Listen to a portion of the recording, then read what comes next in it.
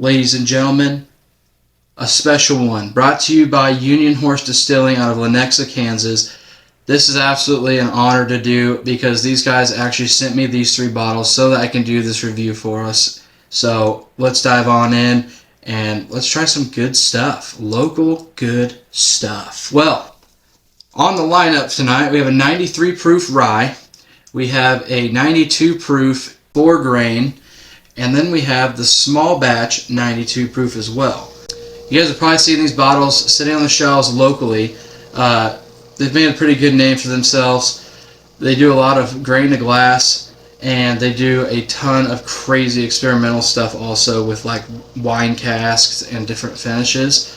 This last one I think was like a red wine cask that they did, which was really odd and cool. I was lucky enough to try it and it was good.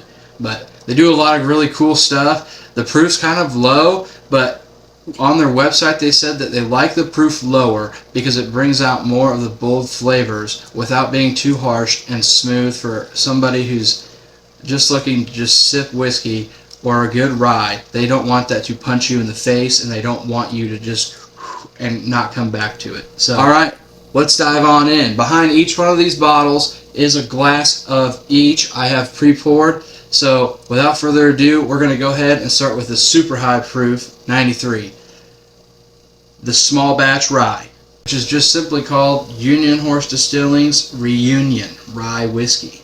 So let's give it a go. We will hit the nose, taste, and the finish on all of these. That way you guys know what you're getting into. Here we go. Nose. Whoa. It smells like chocolate. Like a chocolate with a little bit of a leather hint to it. You kind of get like a sweet corn note like you would like off of a sweeter bourbon, like a higher corn mash bill bourbon. I'm not getting any rye smells off of it. Let's give it a taste. You do get that rye taste without being too harsh. It steadily builds as you kind of take it in. The finish is really good on this one because like the front palate, the mid palate, and the end just keep going, and it's really nice, and it's almost it's got some complexity for how low proof it is. The tasting notes, you do get a hint of leather with a little bit of that rye characteristics. You kind of get that a little bit of fruitiness, but for me I'm almost getting like that dark chocolate note that I set off the nose. It kind of comes through with this, but not like a mocha, but like a dark chocolate. Really odd, really different. Almost like a cornflake taste too. Yeah, I'd say like a cornflake mixed with a little bit of that leather and a little cinnamon and like a dark chocolate that's like dark, which is good. Yeah, that's really different. That's really good, and I didn't expect to be blown away. I actually really enjoyed that, and it's way different than any other rye I've had. That's really good. That'd be a really good beginner rye also because it doesn't punch you in the face, and it coats your tongue really nice. Oh man. Let's hit the finish then. Yeah, that finish is really good. You get kind of the there's a lot of viscosity, but you're getting that little bit of leather taste, and then that cinnamon and that dark cocoa, and a little bit of getting a little bit of fruitiness, but I almost want to say it's like a pear fruitiness. And then I don't know why, but like my back end of this taste, almost like a cornflake or like Raisin Bran, the bran flakes. I'm almost getting that at the very end. It's really cool and odd and different, and it lasts probably 11 to 12 seconds on your tongue. Like it does hold that flavor for a while, and it holds all those notes I said persistently all the way through. That's a really good rye. Alright, we are going to hit this bad boy. Rolling Standard 4 grain whiskey. Let's give it the nose. Ooh, almost like a really light cinnamon. and you do kind of smell that graininess, almost like when a farmer like freshly cuts corn and stubbles it down. You kind of get that smell. That's kind of the smell I get with a little bit of the cinnamon. But you also almost get like a little toffee kick in there, and caramel, and a little bit of vanilla also. Alright, let's hit the taste on the 4-grain whiskey.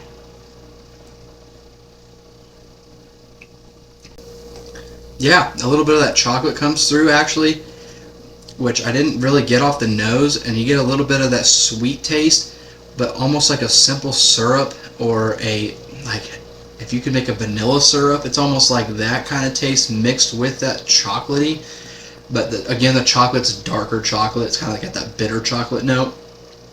But you also do get that sweet corn taste, almost like kettle corn. And then a little bit of that black pepper, but not like enough to think it's a rye or anything. You kind of just get that kind of weird taste of black pepper, not the spice and the tingliness of it, if that makes sense. Let's hit the finish. Yeah, the finish is kind of short, but you know, with being 92 proof, you can't really like do as much as like 130 proof, because that 130 proof is just going to blast your mouth and hold all over the place because all that ethanol. But for being 92 proof, this is actually really good, and there's a lot going on, and it actually kind of makes it hard to pull notes from. But as you sip it, the front end is kind of like a sweetness mixed with a tiny bit of bitter chocolate, and then you kind of get that corny taste, like that kettle corn I was talking about, and all those ride out, but you kind of dissipate off of that chocolate note, and you kind of end off with that sweet kettle corn taste. I really like it, and usually I'm not a huge like 4-grain fan, but dude, that's really good, and there's a lot going on with it, and the finish is really sweet and good, but super easy to sip. Oh yeah, that's very good. The Rolling Standard, Union Horse, delicious. We're gonna hit Union Horse, the Reserve Bourbon Whiskey. Let's give it the good old nose. Oh my god. This smells like a double oak. This, you kind of get the caramel, the toffee, a little bit of nuttiness, buttery. Oh my god.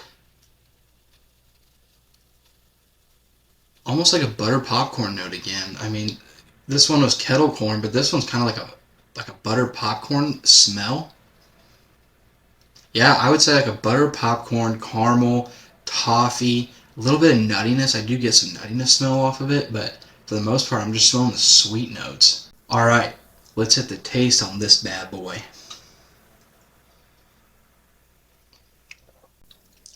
Ooh. I don't know why, but I just thought of like a lima bean taste. That was really weird. It was for a split second, but that threw me off. We're going to take another sip because that was kind of weird. You almost get a, like, if you've ever had tiramisu, like you took a bite of the tiramisu and you got close to your mouth but you haven't ate it yet and you smell that, that's what it tastes like. It's really odd and really good, and that soybean note definitely went away. I don't know where that came from, but you do get kind of that toffee smell taste, but it's way back there. Butteriness does come out, and then yeah, I'd say like a tiramisu almost hit on this. Now that I said tiramisu, I can get that out of my head. Got a little bit of sprinkle of cinnamon in there. You kind of get that vanilla, the cream taste.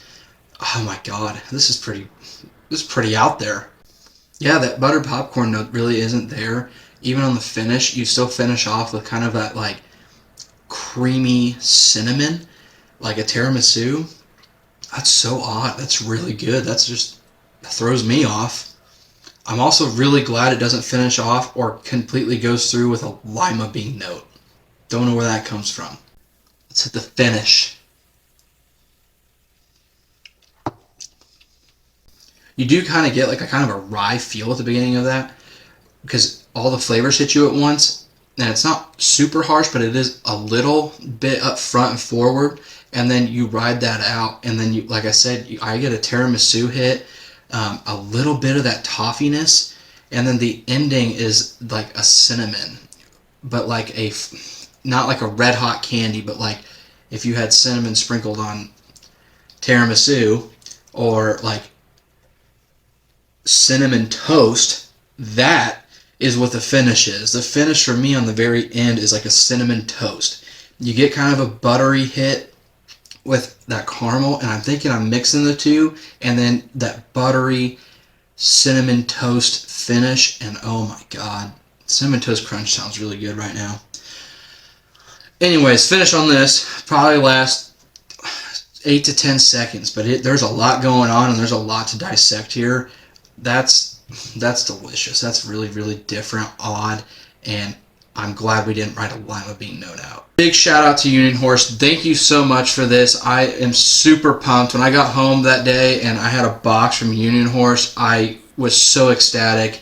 They even hooked me up with these. I got some merch. I got a coaster, and they even sent a really cool sticker. And I was not expecting 3 bottles to review. Honestly, I was super thrown back and super excited. So thank you so much to Union Horse, and hope you guys enjoyed this video. Give Union Horse a follow, a like, everything on the social medias.